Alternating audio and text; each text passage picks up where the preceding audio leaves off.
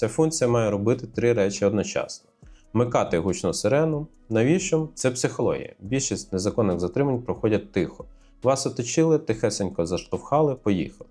Сирена ламає цей сценарій. Вона ріже вухо, люди навколо на зупинці в магазині обертаються. З юридичної точки зору, свідки фіксують факт події, це вже не добровільна поїздка, це публічний конфлікт. Друге – миттєвий дзвінок довіреній особі. Дружина, батько, адвокат. Вони мають почути, що відбувається, навіть якщо ви не можете говорити. Третє – автоматична відправка геолокації. Це критично важливо. Це фіксує місце і час початку злочину. Якщо потім вас знайдуть в ТЦК на іншому кінці міста, у нас буде зафіксований маршрут вашого переміщення. Це прямий доказ для статті 146 Кримінального кодексу. Пункт 2. Чорна скринька або хмарні докази. Величезна помилка вмикати камеру і тицяти нею в обличчя людям в формі. Камера – це як червона ганчірка. Це провокує агресію. Телефон виб'ють миттєво, відео обірветься, файл не збережеться.